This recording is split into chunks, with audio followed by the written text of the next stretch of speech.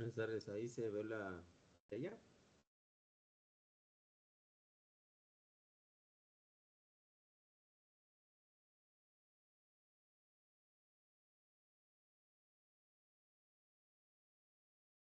¿Están?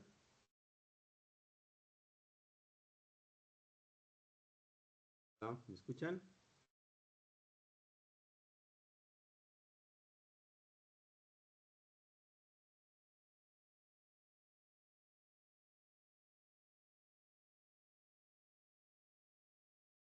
¿Alguien me escucha? Sí, que- Bueno, vamos a terminar de explicar el contenido del curso. Ya le hago mucho, pero como les reitero, si ustedes escuchan estas sesiones, ya tienen un panorama bastante completo del curso, ¿no? Y esto, y el contenido de lo que vamos a hacer.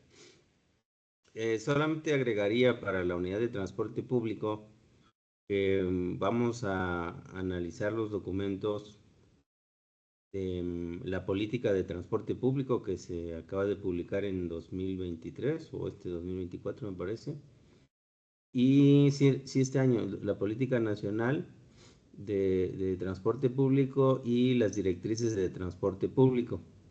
Entonces, esto es lo más reciente que se está haciendo en el país y creo que es importante que lo conozcan, ¿no? Porque de aquí se van a derivar muchas cosas y muchos estados van a tener que apegarse a esta política, ¿no? En el nuevo gobierno supongo que va a haber continuidad y como es una ley, es de cumplimiento obligatorio, ¿no? Para las entidades. Así que el trabajo de este tipo habrá, ¿sí? Porque son 32 entidades y cada entidad pues tiene por lo menos una capital y son 32 casos que hay que resolver. Así que esto es importante que lo conozcan. Les decía que en este momento nosotros estamos elaborando las directrices para el transporte público con una cooperación con Alemania que hizo un convenio con ese dato y estamos haciendo ese trabajo, ¿no? Y básicamente de lo que se trata las directrices, lo que ellos quieren, pues, es un poco, pues para el tamaño del problema, un poco limitado, pero ellos creen que pasando de hombres camión a empresas van a resolver gran parte del problema. Yo no lo creo así. El tema de transporte es mucho más amplio, pero bueno, eso es lo que nos piden que hagamos y eso les haremos, ¿no? Pero yo no coincido con esa idea que simplemente pasando de hombre camión a empresa ya modernizaste el sistema de transporte público. No, porque ya veremos que hay más cosas que tienen que ver en la planeación, en el diseño y en la operación de los sistemas de transporte. Entonces están siendo parciales en esa visión. Y bueno, pues ya en su momento lo hablaremos con esta gente, ¿no? Y esto es de aplicación a nivel nacional. Bueno, solo esos comentarios. Ahora, la unidad 5 tiene que ver con el transporte público. Y aquí ya estas sesiones de esta principalmente, particularmente, y la de teoría macroscópica del flujo vehicular son en conjunto con ingeniería de tránsito. Así que los que están en ambos cursos, pues solo pondremos ahí un horario intermedio para que esto, pues no afectamos a nadie, ¿no? De todas maneras están las sesiones grabadas. Así que primero hablaremos del TPDA. El TPDA que es algo que requieren para el diseño de pavimentos, los que se dediquen a esa parte de la ingeniería. Y nosotros veremos, bueno, pues cómo se calcula el TPDA y como parte de un insumo necesario para caracterizar la demanda. Entonces ahí en los datos viales de la SCT ustedes tienen acceso a los últimos 14 años de un conjunto de puntos en donde se hacen estos aforos, que pueden ser estaciones puntuales y con eso se proyecta hacia un año o estaciones permanentes donde se levanta la información cada uno de los días de los 365 días del año. Pero no es que tengan una gran tecnología, sino es que generalmente son las casetas, ¿no? Entonces en las casetas, como cobras un peaje, pues debes de tener registro pues, de cuántos vehículos están pasando, ¿no? Y todos los días de las 24 horas. Así que cuando concesionaron esas autopistas, pues tuvieron el atino o pues la claridad de decir que los concesionarios entreguen, aunque sean privados, entreguen esa información y que sirve para diversos propósitos, ¿no? Uno, pues para llevar el control de las autopistas y ver cómo se tienen que planear, cuáles son las inversiones que se tienen que hacer, etcétera. Y bueno, por otro lado, los ingresos, porque es una concesión y están en juego pues muchos millones, miles de millones de pesos. Cuando se construye una carretera, pues eso equivale a una inversión. Y pues los que construyen las carreteras pues no son los que están nadando en el dinero. O bueno, a lo mejor sí, pero no tienen a la mano 5,000 millones de pesos, ¿no? Por ejemplo, que puede costar una autopista de 120 kilómetros. Entonces pues tienen que recurrir a los bancos. Entonces muchas de esas autopistas están bursatilizadas. Es decir, forman parte de una operación en bolsa. ¿Y eso qué significa? Pues que recibieron ese monto de dinero y que lo están pagando. Entonces se observa pues cómo van los ingresos, como cualquier negocio, ¿no? Tú puedes tener un negocio y pues no tomar registros ni simplemente vivir al día. Sí, se puede, siempre y cuando cumplan con esa regla de oro que les dije ayer.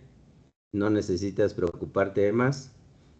Y eso, entre comillas, porque hay una Secretaría de Hacienda en donde tienes que pagar tus impuestos. Entonces, y además hay otros derechos, tienes que pagar el IMSS de tus trabajadores, su seguridad social, en fin, una serie de cuestiones que si no haces, pues las autoridades te caen encima, ¿no? Entonces, no es así tan sencillo decir, bueno, pues pongo mi negocio, no, me olvido del resto, ¿no? Bueno, me refiero a negocios formales, ¿no? Si tú pones tu changarrito, vendes aguas frescas y vendes a 10 pesos el vaso y todo es en efectivo, pues muy probablemente estás fuera del sistema de Hacienda y por lo tanto, pues no te escapas de eso, ¿no? Pero al final no estás contribuyendo nada a la sociedad porque se supone que los cobros de los impuestos sirven para mejorar los servicios públicos. Entonces tú usas el servicio público como informal, pero no les aportas nada. ¿Y qué son los servicios públicos? Pues tienes alumbrado mal hecho si tú quieres, tienes unas vialidades en mal estado si tú quieres, pero todo eso no cayó del cielo, ¿no? Se tiene que pagar, se tiene que mantener y la forma en que se hace es recolectando impuestos. Así que los negocios informales, que son como el 40 a 50% del total de fuentes de ingreso por empleo o por este tipo de actividades, son informales y no es gratis, ¿no? O sea, hay un tema ahí bastante importante a resolver, que no parece que el gobierno que venga lo vaya a resolver, pero va a tener un problema porque en el gobierno no están respetando la regla de oro, que no puedes gastar más de lo que recibes. Entonces, en este sexenio en particular se gastó muchísimo más de lo que se ingresó y se fueron pellizcando los recursos a donde pudieron, pero eso pues te sirve para un año, 2 años, pides prestado, te ayudan, vendes tu refrigerador y bueno, pues resuelves un tema, pero no vas a vivir eternamente de esa forma. Es lo mismo que está pasando en México. Entonces, a ver, viene un problema bastante importante por ese déficit, ¿no? Entonces, bueno, esa misma ecuación sencillita la trasladamos a las autopistas y el ingreso que generan las autopistas por el pago de peaje debe ser suficiente para ir cubriendo los pagos de la deuda, ¿no? Entonces, cuando las tasas de bancarias aumentan, estas empresas que pidieron prestado en dólares generalmente y tienen tasas de interés altas, pues entonces se ponen a temblar porque hay que pagar esas deudas, o sea, esa inflación, ¿no?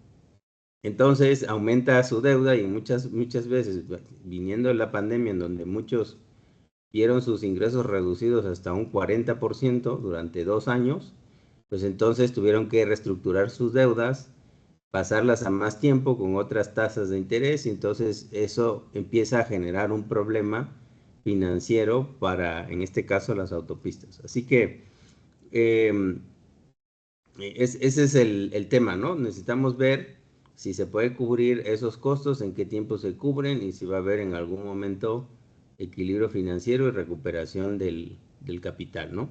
Entonces, para ese tipo de cosas se utiliza el TPDA, o sea, ya es una aplicación amplia, como lo que vamos a ver de una manera sencilla en economía de transporte en el caso de una autopista a peaje, ¿no? Eso lo vamos a resolver. O bueno, simplificado, pero lo vamos a atender. Así que repasaremos esa información, para qué nos sirve cuando no tenemos información de todo el año o tenemos una carretera nueva, pues cómo hacemos para estimarla, o si ya la tenemos, pues cómo hacemos para proyectar ese TPDA al futuro y entonces ver cómo van a cambiar las condiciones de circulación en nuestra vía y cómo podemos hacer para mejorarla, ¿no? Entonces todo eso pasa por el TPDA y aplicaciones de este concepto. El siguiente punto ya tiene que ver con los niveles de servicio, y los niveles de servicio es la percepción que tienen los usuarios de la calidad del servicio. También se le llama calidad del servicio. En carreteras se le llama niveles de servicio, incluso en intersecciones y en más cosas, ¿no? Entonces es una variable, es una medición subjetiva. ¿Qué quiere decir eso? Que depende de la percepción de las personas. Entonces si todo el mundo va a un restaurante y todos les piden contestar la encuesta de satisfacción, pues habrá un 20% que diga que fue horrible, o un 40% que dijo que estuvo excelente, y un otro 30% que no sabe ni si bien o mal, ¿no? Entonces, aunque haya sido la misma calidad, entonces no es la misma percepción, ¿no? Y ese es el detalle que tiene este tipo de mediciones. Entonces, tiene que ver con la comodidad que percibe el conductor a la hora de usar las infraestructuras. Y se divide del nivel A hasta el nivel F, siendo A el mejor y F, pues ya cuando la carretera está saturada, ¿no? Entonces tiene escalas. Aquí vamos a utilizar el concepto de velocidad media, flujo y concentración, justamente para determinar los límites, en qué momento pasamos del nivel de servicio A al B y al C, etcétera. Es a través de la concentración. Entonces, para poder determinar en qué nivel de servicio está una carretera de varios carriles, necesitamos calcular la concentración, ¿sí? Por eso es importante la unidad de teoría macroscópica del flujo vehicular. Entonces, si eso no lo aprendieron, pues bueno, aquí van a sufrir, ¿no? Así que, conociendo la concentración, definimos en qué nivel de servicio está. Y los procedimientos para evaluar estos niveles de servicio están en el Manual de Capacidad de Estados Unidos. Y hay muchas versiones, ¿no? Aquí yo les pongo de referencia la de 2010, es la que les voy a pasar, pero hay otras versiones que se pueden bajar de internet. Lo importante es que sepan cómo se siguen las metodologías y cómo se calculan los niveles de servicio. Ya habrá que definir qué tipo de manual van a utilizar, que eso lo revisaremos. No siempre la última versión es la mejor, después de haber revisado un poco lo que pasa en México. Así que algunas mejoraron su metodología, otros cambiaron los nomogramas para evaluar el nivel de servicio, y ese comportamiento es muy distinto a las carreteras de México. Entonces hay que tener cuidado en ese tipo de gestiones o transformaciones o aplicación de manuales. Pero quizá lo grave en México es que las autoridades que se dedican, o las instituciones que se dedican a resolver este tema o a decirnos a todos así se debe hacer, ni siquiera se enteran que hay un problema, ¿no? Y lo vemos porque así como publican datos viales, publican los niveles de servicio de las carreteras. Ya les explicaré en dónde está. Y ahí vemos claramente que utilizan a rajatabla ese manual de capacidad sin ponerse a reflexionar si eso aplica o no a las carreteras mexicanas, ¿no? Entonces, una transposición de conocimientos o de metodologías sin el menor rigor técnico que debería de tener, ¿no? Entonces, así que imagínense si así están los que se supone saben, las eminencias que están en el Instituto Mexicano del Transporte, en Querétaro, San Fandila, Querétaro. Esas son las eminencias. Imagínense cómo están en la Secretaría, ¿no? Entonces está peor, mucho peor, ¿no? Así que este tipo de prácticas es lo que tenemos que ir cambiando. Bueno, después de hablar de los niveles de servicio en carreteras, veremos dos casos sencillos, principalmente. No creo que más de dos casos. en donde ustedes van a ver un caso real, una carretera que ustedes elijan, de un tramo con ciertas características para que sea homogéneo, y ahí van a aplicar las metodologías y van a hacer una serie de análisis de esa carretera, ¿no? Van a colectar la información, no tienen que ir al lugar, simplemente con las herramientas Google Earth y demás. Pueden levantar toda la información y generan todos los insumos, aplican la metodología y obtienen sus niveles de servicio, ¿no?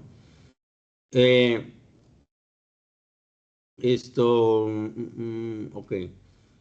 Luego hablaremos del problema de la congestión, dado que ya en el capítulo Economía de Transporte vimos la oferta y la demanda en el caso de una infraestructura de transporte.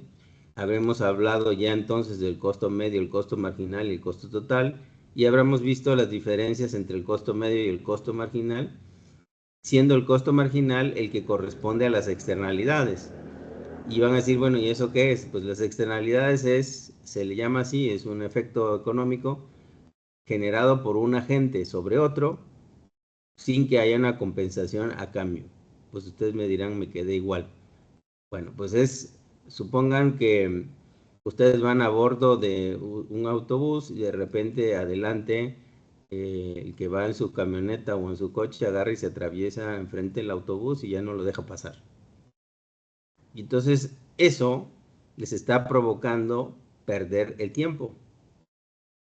¿Sí? Ese es el efecto de un agente económico, el de la camioneta, sobre otro, ustedes, sin que ustedes hubieran hecho algo para generarlo, o sea, no hicieron nada, simplemente se atravesó, y además no hay una compensación a cambio. Es decir, les hace perder el tiempo y ni una disculpa ofrecen, ¿no? Al contrario, se ofenden. ¿Sí? Eso se llama externalidad. Si lo pasamos eso a una carretera y nosotros tenemos, no sé, 100 vehículos circulando por la carretera, la separación entre esos vehículos pues va a ser medianamente, ¿no? Se podrá circular de alguna manera. Pero si se agrega un vehículo más, entonces el espacio entre los vehículos va a ser más corto y esa velocidad media de esos 100 vehículos va a tender a disminuir porque hay más vehículos, bueno, en este caso uno o más vehículos, entonces ese espacio se va a reducir y los conductores tendrán que reducir la velocidad y si reduce la velocidad, incrementa el tiempo de recorrido. Entonces, cada persona que se suma a la vía le genera su propio costo, que eso, bueno, pues él lo está generando y lo está absorbiendo, ahí no había problemas. Sin embargo, le genera a todos los demás pérdidas de tiempo, así sea un segundo, le está haciendo perder a 100 personas un segundo. ¿Sí? Y si se meten dos vehículos, pues va a haber más problemas. Y el punto es que si tú agregas un vehículo ya cuando la vía está a punto de explotar, pues va a explotar. Y entonces, ¿a quiénes van a afectar? A todos. Todo por un vehículo que se agregó. Entonces, ese es el problema de la congestión. ¿Sí? Ahí es una externalidad y el hecho de que los que ya iban, pues todavía tienen que soportar un vehículo más, su pérdida de tiempo y otros efectos. ¿Cuáles son los otros efectos? Rápido, pues las emisiones de contaminantes, ¿no? Los que usan coches, pues usan gasolina, hacen la combustión para que se mueva los pistones y eso le dé fuerza motriz a las ruedas, o es la fuerza motriz para las ruedas para que circulen, ¿no? Así opera. Entonces, al haber una combustión, pues tiene que haber una emisión de los residuos que se quemaron.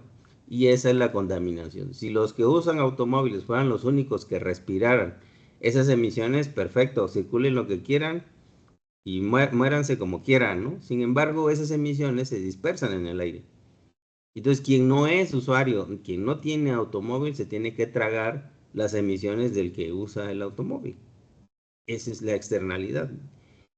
La persona que no tiene un automóvil, pues tiene que olerse o fumarse las emisiones contaminantes. Si sé yo por qué, si yo ni siquiera uso el coche, ¿no? Pero ese es el problema. ¿De acuerdo? Entonces, ese es el asunto de la congestión. Es un fenómeno no lineal y que tiene externalidades, ¿no? Y lo que vemos después, bueno, ¿y ahora cómo hacemos para que la gente que genera una externalidad, pues por lo menos pague por esas afectaciones que generó? En el caso del la camioneta que se atravesó hizo perder el tiempo a los automóviles, pues le tendríamos que penalizar con una infracción de tal monto que de alguna manera les compense su tiempo, ¿no? Si el tiempo de las personas vale 120 pesos por hora y te hicieron perder media hora, le tienes que compensar con 60 pesos a todos los que hiciste perderle el tiempo, ¿no? Por decirlo de una manera muy, muy sencilla y muy neoliberal, ¿no? Entonces serían 50 pesos, digo 60 pesos multiplicado por los que iban en la combi, 15, 900 pesos tendría que pagarse señor. Si fue lo hubiera afectado a la combi, pero seguro que afectó a muchos más. Entonces pues tendrían que regresarle a estas gentes pues todo el tiempo que perdieron. Entonces esta persona la siguiente vez va a pensar si eso que hizo de bloquear el paso es algo que le interesa hacer, ¿no? Entonces, regresamos a la parte de economía de transporte, al final todos somos homus economicus, ¿no? Optimizamos nuestros recursos. Entonces, pues seguramente muchos van a decir, pues yo prefiero no generar externalidades porque me va a costar. Y pues si voy a trabajar para pagar mis externalidades, pues entonces, ¿qué chiste tiene? ¿De acuerdo? Entonces tú estás actuando en el comportamiento de las personas. Eso de decir, oye, pórtate bien, hay un reglamento, te van a hacer regañar y demás, eso no sirve para nada, ¿no? La única manera en que la gente entiende, y desafortunadamente es así, pues es en el bolsillo, ¿no? Cuando le pegas en el bolsillo, entonces protesta. ¿Sí? Y entonces de esa manera podemos influir en el comportamiento de las personas de una manera, pues, pues no sé si eficiente, pero por lo menos esto que funcione, ¿no? Ok, entonces, bueno, pues vamos a ver eso, cómo podemos resolver el problema de la congestión a través de la tarificación, es decir, ponerles un cargo a las personas que congestionan, contaminan y demás. El problema es dónde se lo pones. Bueno,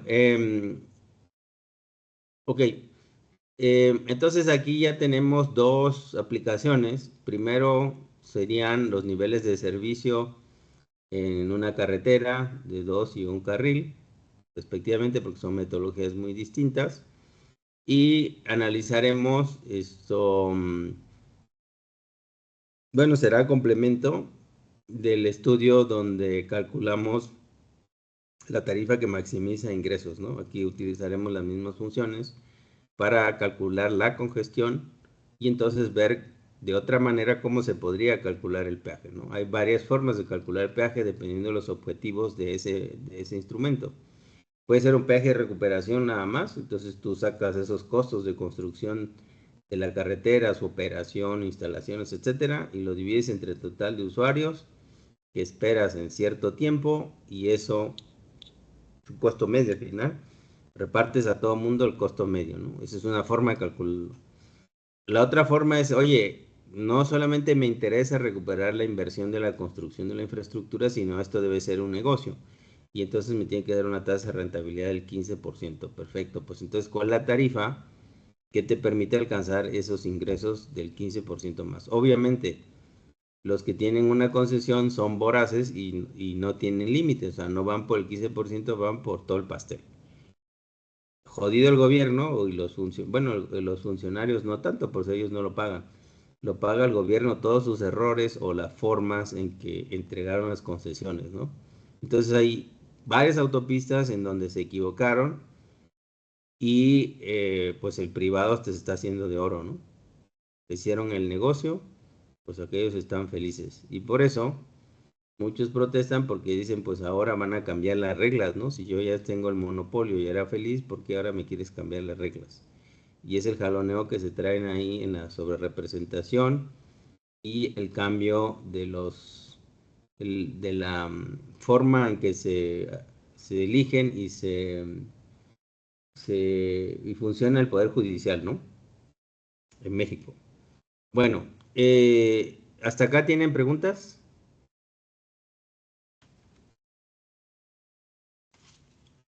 No, Inge.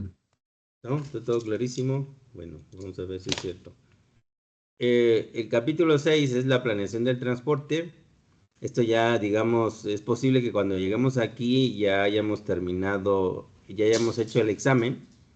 el examen final. Entonces esta unidad pues son simplemente informativa, no, probablemente no entre en la parte de evaluación, ¿no? Esto es lo más seguro, ¿no? Pero pues es parte del programa y aquí lo que aprendemos es, bueno, y al final de cuentas, cómo planeamos una ciudad. Los videos que van a ver, que por cierto ya les puse el enlace correcto, este es un tema que ya se había hablado, como yo les puse el nombre, pues las personas que son proactivas dicen, ah, me dio el nombre, lo busco, ah, pues es esto lo que quiere, ¿no? Las que nada más están esperando que les resuelvan las cosas, pues es que no sirve el enlace y listo, ya resolvieron el problema. Entonces, esa forma de pensar y de actuar es como de funcionario de cuarta clase, ¿no? Lo único que busca es una excusa para no hacer las cosas. Y esas personas, pues no creo que vayan a ir muy lejos, ¿no? Pero bueno, o sea, no, es sin agredir a nadie, ¿eh? Se los digo de manera general como consejo y sin particularizar, ¿no? Se los digo en general. Entonces, acostúmbrense a resolver problemas. Si ustedes escogieron ser ingenieros, es para resolver problemas. Esa es su función. Si no les gusta esa función, pues dedíquense a otra cosa. Pero un ingeniero debe resolver problemas de todo tipo. En la obra, en el diseño, en incluso cosas de temas legales, ambientales, que no son su campo, pero pues estás ahí, eres el residente y lo tienes que resolver. Si tú llegas y dices, oye, dime cómo lo resuelvo, entonces, ¿para qué me sirves? Me estorbas, ¿no? Entonces, hazte a un lado y que venga alguien que sí me ayude. ¿De acuerdo? Entonces, acostúmbrese a resolver las cosas. Está bien que me digan, oiga, aquí faltó esto, pero pues eso no es impedimento. Yo hice mi trabajo, lo terminé y no por eso me detuve. Eh, esto también pueden consultar con otros compañeros, etcétera, ¿no? Entonces, em, generalmente, o sí, generalmente, ese tipo de cosas para mí no son relevantes, o sea, ok, sí me equivoqué, pero les puse la información. Entonces, lo atenderé como ahora, hasta ahora pude hacerlo y ya está, ¿no? Ya lo corregí, pero la idea es de que ustedes vayan resolviendo los problemas, ¿no? Y sí, si tienen dudas, y se los he consultado muchas veces, tienen dudas, pues es aquí cuando tienen que decir cuáles son sus preguntas, ¿no? ¿De acuerdo? Entonces, bueno, cerrado el paréntesis, esta unidad 6 habla sobre cómo planear las ciudades, y les decía, el video este habla de, bueno, ¿y ahora qué hacemos con las ciudades? Les decía que el transporte y la movilidad en general son elementos que pueden tener mucho efecto en la organización de una ciudad, en la competitividad que también dijeron al principio del curso, ¿no? Los que están interesados en ese tema. Pero casi no se utiliza. No se utiliza las infraestructuras para orientar el crecimiento de las ciudades, sino que pues ahora tenemos un problema, pues agrégale un pedazo, o ahora ya hay muchos problemas, muchas protestas, pues construye una calle, ¿sí? O sea, se va haciendo, la ciudad se va construyendo sin ninguna visión de planeación. Entonces, el caso de las rutas de transporte público, que son un caos, porque no han sido, nadie se ha sentado a decir, bueno, a ver, diseñemos las rutas de tal manera que atiendan a las necesidades de movilidad de las personas. No, simplemente pues se les ocurre ciertas cosas, quitan, ponen rutas y Dios que los ayude al que usaba esa ruta y que vea cómo se mueve ahora, ¿no? Entonces no es un elemento que se está utilizando para mejorar la ciudad, ¿no? A propósito de esto, bueno, ¿y qué hacemos con este caos? Entonces, en la escuela tradicional, o el enfoque clásico de la planeación es decir, oye, pues tú tienes que tener un departamento dedicado a planear la ciudad, en donde se ven los usos de suelo, se autorizan o no se autorizan, porque tú ya tienes un plan de infraestructuras. En tal lado yo no puedo permitir tal uso de suelo, no puedo permitir tal cuestión, porque ahí ya tengo previsto la construcción de, no sé, un anillo periférico, una vía, yo qué sé, de tantos carriles, pero no lo voy a hacer ahorita porque no es necesario, sino lo voy a hacer en el año 2028, ¿no? ¿Sí? Entonces, eso es lo que se llama planear la ciudad, ¿no? Ir viendo cómo resuelve los problemas. Em, en Estados Unidos, por ejemplo, hay un puesto encargado de la planeación de la ciudad, City Manager. Y ese puesto tiene que ver con todo lo que funcione o no funcione en la ciudad.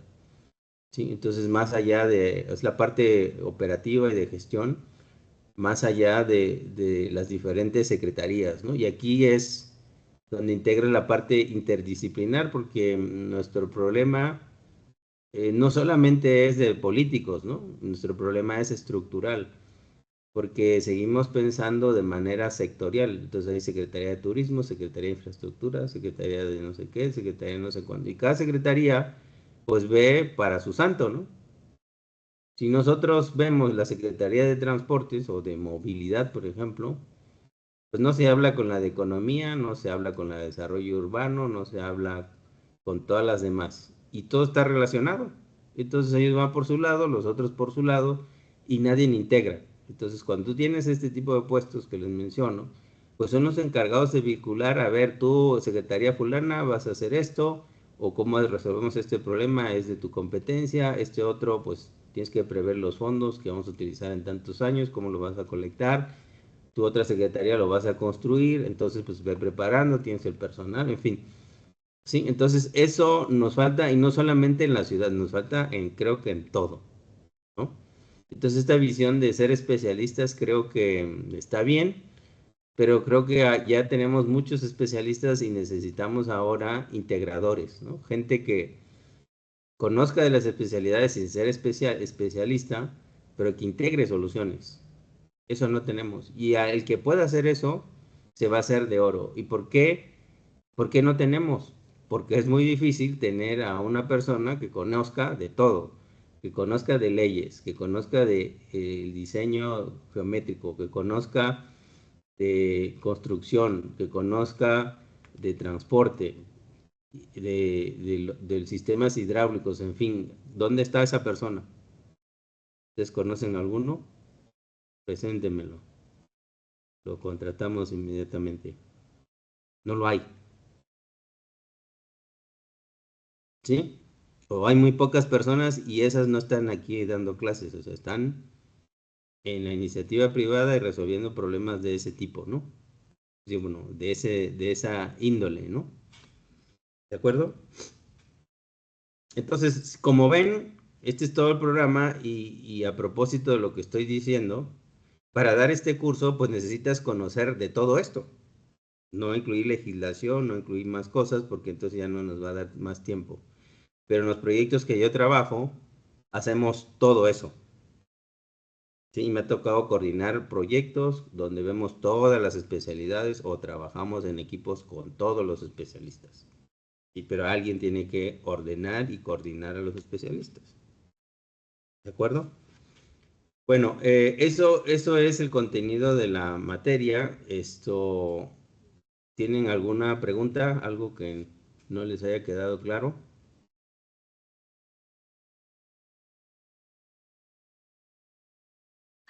Todo bien, Inge. Bueno, nada más un comentario, es nada más para agregar a lo que había dicho usted. Ahorita Ujú, que comenta acerca de cómo planear la ciudad. Actualmente en la ciudad de Puebla están construyendo el periférico ecológico en la vía Tliscayot. Están haciendo un trébol, ¿no? ujú, Ahí, como dice usted, dando prioridad siempre al automóvil. Y ahorita pasé ahí igual en Atliscayo, donde está la torre insignia, y ya ujú, están construyendo los pilotes para el nuevo paso superior o del cúmulo de Virgo, donde está CSU. ujú. Entonces, solo es un claro ejemplo de lo que usted dice, ¿no? De que solo hay prioridad al coche. Y en este caso, lo que van a hacer es bajar la ciclovía. Imagino que le van a dar preferencia al paso al puente y posteriormente bajar la ciclovía. Bueno, quién sabe si esté, no sé qué solución tengan eso. Pues yo estoy igual que usted, no sé, realmente yo como que no tengo mucha afinidad con los que trabajan así, así que yo podría haberme acercado a la secretaría, a la UAP, a la rectoría, etcétera, pero sé que los que están atrás son gente que no entiende, ¿no? O sea, no son técnicos, son políticos. Entonces, digo, bueno, ¿para qué pierdo mi tiempo con esta gente? Mejor veo otros campos de acción donde pudiera influir. También esta tarde recorrí ahí el periférico y me hago la pregunta por dónde van a meter la línea 4. Entonces veo que ahí a la altura de donde está el Home Depot, hacia, pues eso es de la 11 Sur hacia la 14 Sur. En ese tramo veo que están levantando, ahí no hay ciclovía, entonces veo que están levantando el pavimento, no sé si ahí vayan a meter más ciclovía o esa parte vaya el carril confinado al centro, porque de ahí hacia adelante creo recordar que está preparado el espacio, o sea, desde un principio se pensaba poner ahí, esta parte de planeación les digo, se pensaba poner, bueno, a ver, la historia se llama periférico ecológico, y la historia era o en las épocas de Bartlett, que ahora está terminando de deshacer la CFE, él fue gobernador de Puebla. Entonces, en esa época, y después a él, creo, el siguiente gobierno fue que se planteó este periférico ecológico, pero como una barrera para limitar el crecimiento de la ciudad, o sea que hasta ahí iba a quedar, y se llamaba ecológico porque iba a estar en la parte central y sus alrededores lleno de árboles, ¿no? Esa era la idea inicial. Entonces la parte central no sé si era porque ahí iban a sembrar los árboles o porque después en la época cuando empezaron a hacer la 11 Sur, que el Metrobús de la 11 Sur, que ese Metrobús de la 11 Sur, yo me acuerdo, estaba estudiando en el 94, ya tenían todo montado, así como ahora, bueno, más o menos, y ya iban a inaugurarlo, pero no le habían dicho a los transportistas. Entonces el día que le dijeron a los transportistas, pues se armó la guerra, ¿no? Pararon, bloquearon, en fin, el chiste es que el gobierno echó para atrás ese proyecto después de ya tenerlo montado. Ese fue el ancestro de la actual Ruta 2. Pasaron 20 años para que se pudiera hacer esa línea, o sea, 20 años. Entonces, en aquella época, cuando se estaba pensando en el transporte público y estos conceptos que o sea, siguen siendo vigentes y sigue siendo como un sueño, se pensó probablemente que, y de hecho habían algunas rampas ahí para meter el transporte público, pero aquí en aquel entonces pues todavía no había población, ni siquiera se había consolidado eso, y ni siquiera era el objetivo, ¿no? Pero ya habían construido algunas como rampas se veían ahí, sobre todo en el tramo de la 11 Sur y la 16 de septiembre. Ahora creo que ya, me parece que ya no están, la verdad no he puesto mucha atención. Eh, y después, cuando estuvo Moreno Valle, se le ocurrió esto de impulsar las ciclovías, pero según él lo entendía, ¿no? Para deportistas extremos. Si ustedes han recorrido la ciclovía que hoy existe en el periférico, realmente es de tener una buena condición para subir todas las rampas y tomar las partes planas y hacer los recorridos. Yo he hecho todo el recorrido de lo que está ahí y realmente, o sea, sí es un buen ejercicio, ¿no? Pero para la gente pues no sé, de mayor edad y niños y demás, eso no está fácil, ¿no? Está complicado. Y luego los temas de ciclovías elevadas, en fin, entonces lo hizo a su gusto y no corresponde a los criterios de hacer ciclovías. Y por ahí tienen otro tramo, la ciclovía de Cegu al Carolino, que ahí está abandonada, ¿no? O sea, en algún momento también la UAP se sumó a eso y después ahí lo dejaron arrumbado. Ahí en Cebu tienen ustedes el Lobo Bici, que también se gastaron una millonada para esas bicicletas y las tienen arrumbadas. En fin, ¿no? O sea, cosas de decisiones, pues, que se han hecho por modas y no desde un contexto de planeación. Entonces, regresando al tema, yo no sé cómo, o sea, no sé, y es parte, creo, de lo que estos gobiernos no informan, ¿no? No hay claridad de respecto a dónde van, qué están haciendo. Simplemente como ellos son absolutos, pues hacen y deshacen las cosas como quieren y el ciudadano pues solo tiene sus ojos para ver, ¿no? Y padecer las consecuencias de esas decisiones. Eso se llama, cuando el gobierno empieza a tener en cuenta a los ciudadanos, se llama gobernanza.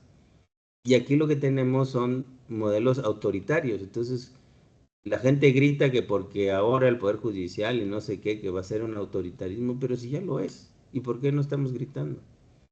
¿No? Entonces, o sea, yo no entiendo algunas cosas, ¿no?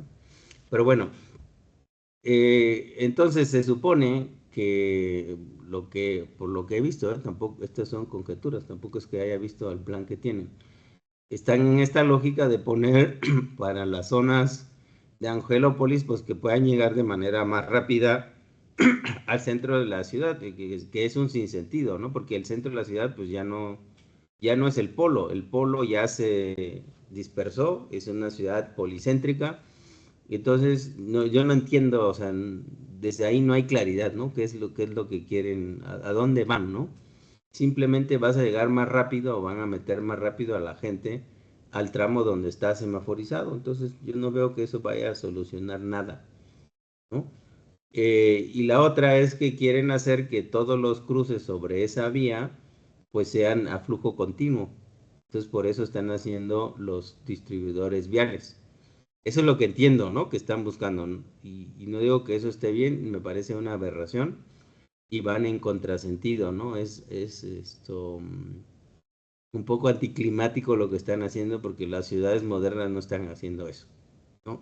Estos solos con sus ideas, ¿no? Entonces la línea 4 es como, ahí les va un dulcecito para la gente que dice que no les hacemos caso, ahí les va su línea 4, ¿no? De transporte público.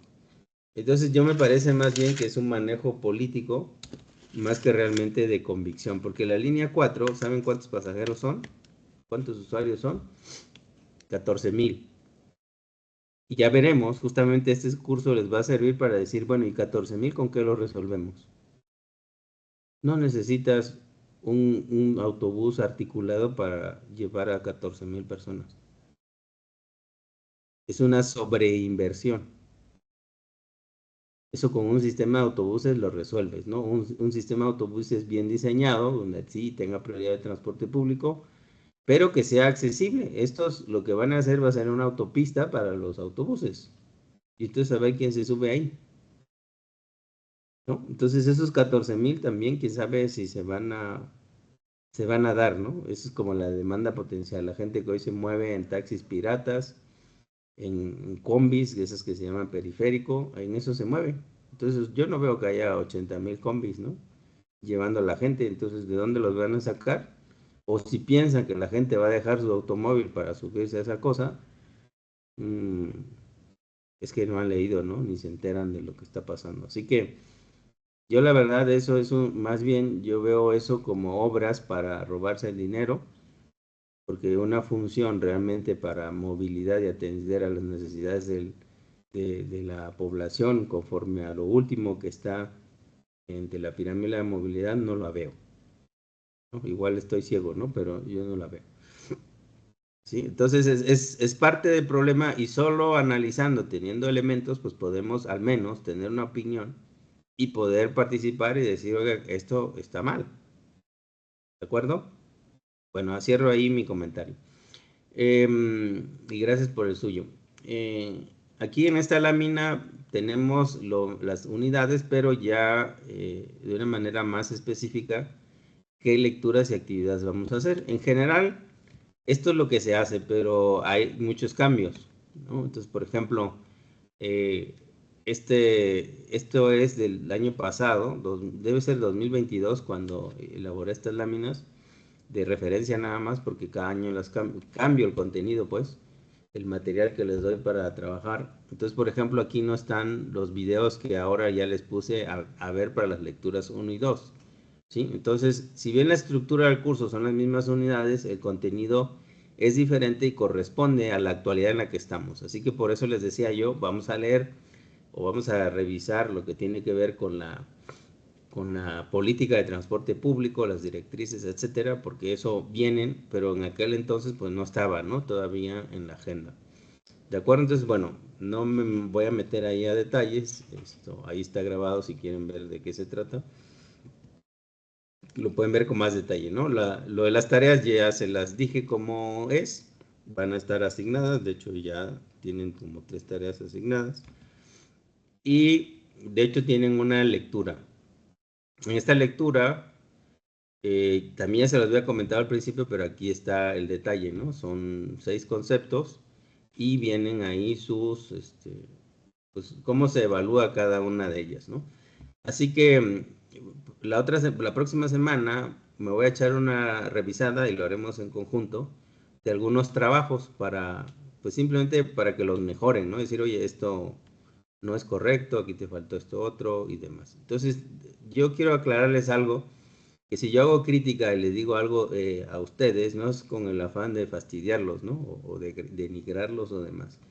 es con el afán de que ustedes traten de ser más responsables y traten de mejorar. Y quizás sea una mala estrategia, pero al menos yo soy así. Cuando me dicen que no se puede, justamente yo digo, sí se puede, ¿no? Y te demuestro que sí se puede. Entonces, yo las respuestas de no me cuesta trabajo asumirlas, porque siempre hay una manera de hacer las cosas, ¿no? Entonces, por eso también traigo a colación la observación, oiga, no es el video, ¿no? Esas cosas me chocan, ¿no? En mi pensamiento. Entonces, aclaro que las observaciones que les haga, si sea una persona, no es en la persona como tal, es como, hagan de cuenta que no son ustedes la persona, es alguien más que está recibiendo esos señalamientos o esos consejos, ¿no? Es decir, no se lo tomen a pecho, ¿sí? No, no es a ustedes, es a la actitud y siempre con el sentido de que mejoren, ¿no? Esa es como la exigencia, ¿no? Y les voy a exigir que mejoren. Eso es lo que les voy a pedir. ¿Sale? Bueno, en cuanto a las evaluaciones, un tercio van a ser las tareas, lecturas y las actividades, esas que van a estar en la plataforma. Al final, como no les va muy bien ni en el examen ni en los proyectos, la parte donde les va mejor es en las tareas y las lecturas, así que si no las hacen, pues ya les va a ir peor. O quizás no sean parte de ese 30% que aprueba la materia, ¿no? Entonces, esta de la tarea, lecturas y actividades, digamos que es lo más sencillo, ¿no? Aunque eso implique una dificultad cada una de ellas, tenga su propia dificultad. Luego tenemos el examen final, ese es en línea y es a libro abierto. Traigan a su hermanito si quieren, o lo que quieran, a mí me da igual, ¿no? Porque si no sabes lo que te está preguntando, así incluso a profesores de transporte los pueden traer si quieren, ni ellos van a poder responder. ¿Por qué? Porque esto solo se aprende cuando ustedes hacen las cosas. Y tienen las respuestas porque ustedes hicieron las cosas. Si no las hicieron, o medio las hicieron, o no las entendieron y medio que entregaron el trabajo, pues seguramente les va a ir mal, ¿no? Entonces, bueno, el examen es en línea, son creo que como 40 reactivos, algo así. A 40 segundos por reactivo, pues no dura más de media hora el examen. Luego tenemos los proyectos. Bueno, ahí creo que tiene otro texto, corresponde a un proyecto de, no, esto no es. Corresponde a los estudios de caso, ¿no? Escucharon que estaba comentando que cada unidad hay aplicaciones. Les decía, este curso es más de aplicación que de teoría. Bueno, ese es el enfoque. Entonces, son los estudios de caso de cada unidad. Entonces, no hay un solo proyecto. Se van haciendo proyectos según la unidad para que justamente maduren los conceptos que están ahí, los apliquen y tengan tiempo pues de entregar su trabajo, ¿no? Y la otra cosa importante es que aquí no hay extraordinarios. Entonces, todo se evalúa en ordinario. Entonces, si no pasas en ordinario, pues bueno, puedes repetir o a ver qué haces. ¿Por qué no hay extraordinario?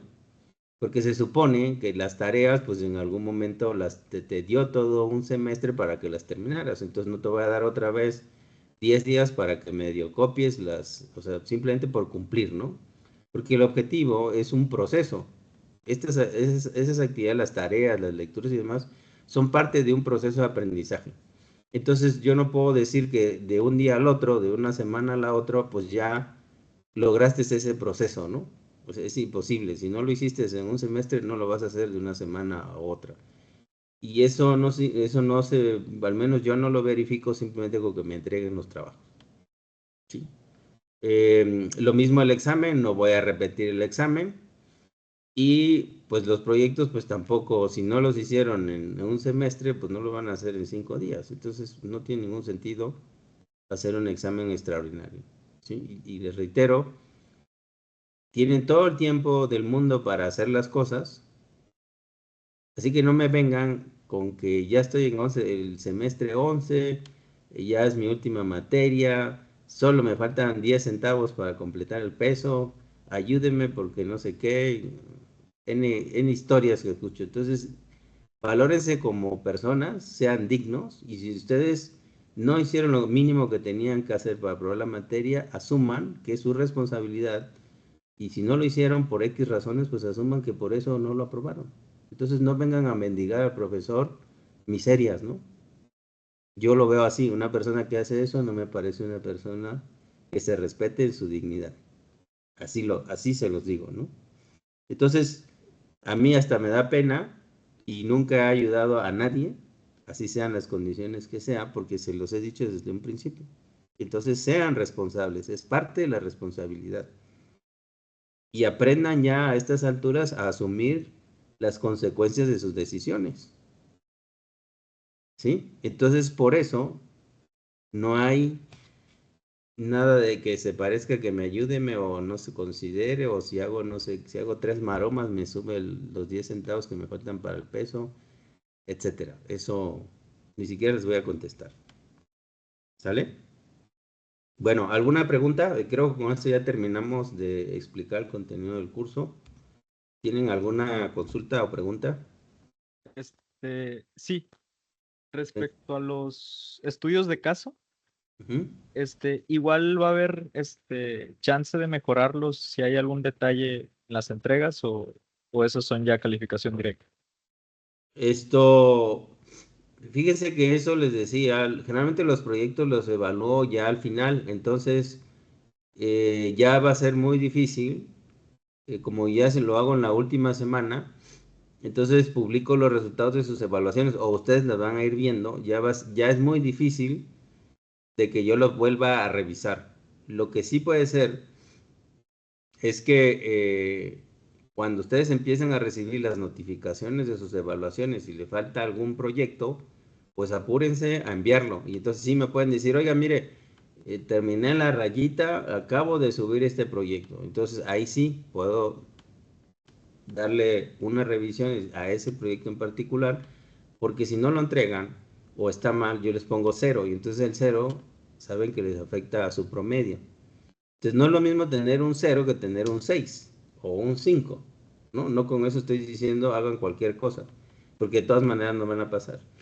Esto, eso es lo que puedo hacer, no ofrezco esto que podría hacer en las lecturas, que sí, pues son muchas y lo pueden hacer a cierto momento. Los proyectos, sí, generalmente los reviso todos en la última semana. O sea, tenemos el examen y el día del examen es el último día para entregar los proyectos. Ya de ahí yo me tomo una semana para revisar pues los 80 proyectos, porque cada uno hace como 5, si son aquí 10, pues son 50, ¿no? Eso es lo que podría hacer.